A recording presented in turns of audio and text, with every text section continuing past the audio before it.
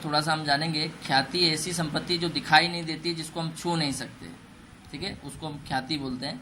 अब ख्याति के बारे में थोड़ा जानेंगे। ख्याति जो पीढ़ी अपनी प्रतिष्ठा, खास प्रकार के संबंध या स्थिर ग्राहक वर्ग और अन्य कारणों से सामान्य पीढ़ियों से अधिक लाभ कमाती है, तो उस पीढ़ी के पास ख्याति है, ऐसा कहा जाएगा।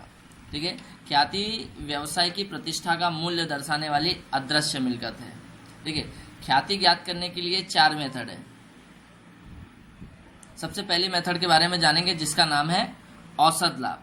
जिसका नाम है औसत लाभ। औसत लाभ की विधि के बारे में जानेंगे। औसत लाभ की विधि का सूत्र है कुल लाभ बटे में कुल वर्षों की संख्या। मैंने आपको बताया था ख्याति निकालने के लिए 4 पद्धति है, 4 विधि है। तो सबसे पहली विधि के बारे में मैंने आपको बताया औसत लाभ की विधि। औसत लाभ की विधि का सूत्र यहाँ पर आप देख सकते हैं, कुल लाभ बटे में कुल वर्षों की संख्या बराबर क्या निकल गया, औसत लाभ।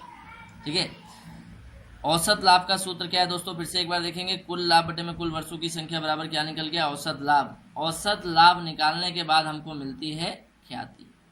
ठीक है, ख्याति मैंने बताया, ख्याति बराबर, ख्याति का सूत्र है औसत लाभ गुणे खरीदी के वर्षों की संख्या। अब ये खरीदे की वर्षों की संख्या जो है, आपको क्वेश्चन दिया होगा, उस क्वेश्चन के अंदर दिया होगा 5 वर्ष की खरीदी के आधार पर, 4 वर्ष की खरीदी के आधार पर, 3 वर्ष की खरीदी के आधार पर। ठीक है, तो जो क्वेश्चन में दिया होगा, जितने वर्ष दिए होंगे उतना हम उतने वर्ष से औसत लाभ जो हमने निकाला होगा उससे गुणा कर देंगे। तो यहाँ पर मैंने एक एग्जाम्पल भी बनाया हुआ है, आप देख लीजिए। पहले इसका ख्याति का सूत्र समझ लेंगे, औसत लाभ गुणे खरीदी की वर्षों की संख्या, ये ख्याति निकालने का सूत्र है। अब मैंने एक एग्जाम्पल बनाया, एग्जाम्पल की ओर नजर मारते हैं। देखिए,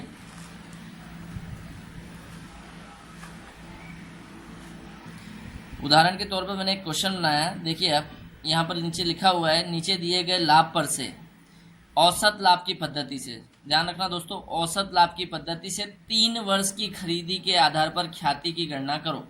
3 वर्ष की खरीदी के आधार पर ख्याति की गणना करो, मतलब 3 वर्ष, यानी ख्याति जब ज्ञात करेंगे तो खरीदी के वर्ष जो क्वेश्चन था, जो सूत्र था खरीदी के वर्ष की संख्या, उसकी जगह पर हम 3 लिखेंगे। औसत लाभ सबसे पहले निकालेंगे। तो औसत लाभ निकालने के लिए हमको यहाँ पर क्वेश्चन में वर्ष दिया है और कुछ लाभ भी दिए हुए हैं। तो ये सब अलग अलग वर्ष के अलग अलग लाभ हैं। तो क्या करेंगे, सभी लाभों को जोड़ देंगे। यानी सूत्र में क्या था, कुल लाभ बटे कुल वर्षों की संख्या। तो हमारा कुल लाभ कितना है, 8,000, 9,000, 12,000, 11,000, सबको जोड़ा तो टोटल हो रहा है 40,000। यानी कुल लाभ की जगह पर क्या रखेंगे, 40,000, और कुल वर्षों की संख्या यानी 1, 2, 3, 4 वर्ष है, यानी 4 रख देंगे यहाँ पर कुल वर्षों की संख्या के बट्टे में, कुल वर्षों की संख्या की जगह पर। इन दोनों को भाग देने पर हमको क्या मिल रहा है, 10,000। तो 10,000 जो हमने निकाला वो हमारे लिए क्या है, औसत लाभ है। क्या है, औसत लाभ। अब औसत लाभ निकालने के बाद निकाला जाता है ख्याति। तो ख्याति निकालने का सूत्र मैंने आपको बताया था, औसत लाभ गुणे में खरीदे के वर्षों की संख्या। तो औसत लाभ तो हमने निकाल लिया 10,000, औसत लाभ हमने निकाल लिया 10,000। अब खरीदी की वर्षों की संख्या तो हमने यहाँ क्वेश्चन में देखा था, 3 वर्ष की खरीदी के आधार पर ख्याति की गणना करनी है। तो 3 वर्ष की खरीदी के आधार पर, और यहाँ पर क्या बोला है, खरीदी के वर्षों की संख्या। तो कितने हैं, 3 है। तो 3 को हम यहाँ रखेंगे, इससे गुणा कर देंगे, यानी हमारे पास में ख्याति क्या आ गई, 30,000 आ गई। ये दोस्तों हमारा एक विधि का एक प्रकार पूरा। इसके पहले जो हमने सवाल सीखा था औसत लाभ की विधि का, औसत लाभ की विधि का ही ये भी एक सवाल है। वो कभी कभी धंधे के अंदर लाभ के साथ साथ हानि भी हो जाती है। तो वो पिछला सवाल जो हमने किया उसमें हमको लाभ हुआ था, इसके अंदर हमको हानि हुई है। तो जो हानि हुई है उसको हमें माइनस करना है। तो यहाँ पर भी आप देखेंगे, यहाँ रेशियो का कोई मीनिंग नहीं है, ये जो रेशियो दिया है इसका कोई मीनिंग नहीं है यहाँ पर। तो आप यहाँ पर देखेंगे औसत लाभ की विधि से, यहाँ पर देख सकते हैं 4 वर्ष की औसत लाभ की 5 वर्ष की खरीदी के आधार पर हमको तय करनी है, बराबर है। तो आप देख सकते हो यहाँ पर मुझे बोला है, यहाँ पर मुझे 4 वर्ष दिए हुए हैं और चारों वर्ष का लाभ दिया हुआ है। यानी ये जो ब्रैकेट बना है, ये जो ब्रैकेट है इसको हम हानि मानते हैं। ठीक है, तो ये जो ब्रैकेट वाली चीज़ है इसको हम माइनस करेंगे। तो अभी तक हम क्या करते थे, कुल लाभ बटे में कुल वर्षों की संख्या। तो कुल लाभ करेंगे तो कुल लाभ में किसको किसको जोड़ेंगे, 60,000, 80,000 और ये 30,000। ये 3 हमारा लाभ है, तो इन तीनों को जोड़ दिया। तीनों को जोड़ने पर 1,70,000 हो रहा है, 1,70,000 ये 3 को जोड़ने पर हो रहा है। देखना ध्यान से, उसके बाद ये जो ब्रैकेट वाला है इसको हम हानि मानते हैं, यानी 2015-16 में हमको हानि हुई है, तो ये जो 20,000 है 1,70,000 में से 20,000 घटाएंगे, यानी हमारा जो कुल लाभ है वो 1.5 लाख गिना जाएगा। ठीक है, अब यहाँ बस इतना ही इसके अंदर चेंज था जो मैंने आपको बता दिया। औसत लाभ ज्ञात करने के लिए अगर ब्रैकेट आ जाए गलती से तो वो ब्रैकेट वाली रकम क्या करेंगे, पहले कुल लाभ को जोड़ देंगे, यानी ये जो ब्रैकेट वाला है उसको छोड़ के बाकी सभी लाभ को जोड़ देंगे, फिर पीछे से इसको माइनस कर देंगे। माइनस करने के बाद जो हमको मिलेगा वो हमारा कुल लाभ होगा। तो कुल लाभ की जगह पर मैं क्या रखूंगा, 1.5 लाख।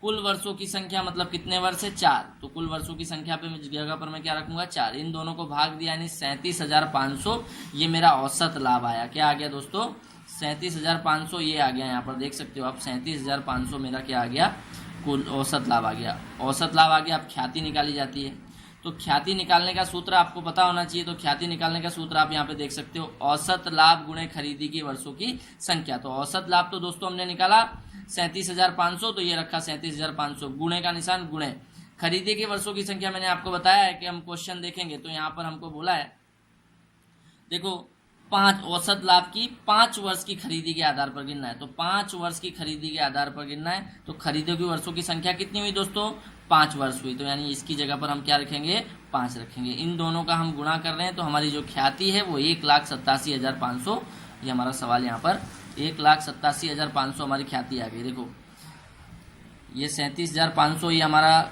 औसत लाभ था, गुणे खरीदी की वर्षों की संख्या यहाँ क्वेश्चन में 5 दी हुई थी। ठीक है, तो मैं औसत लाभ गुणे खरीदी के वर्षों की संख्या मैंने इन दोनों का गुणा किया, तो मेरे पास में जो ख्याति आई है वो 1,87,500 है। ये हमारा सवाल औसत लाभ की विधि यहाँ पर खत्म होती है। ठीक है।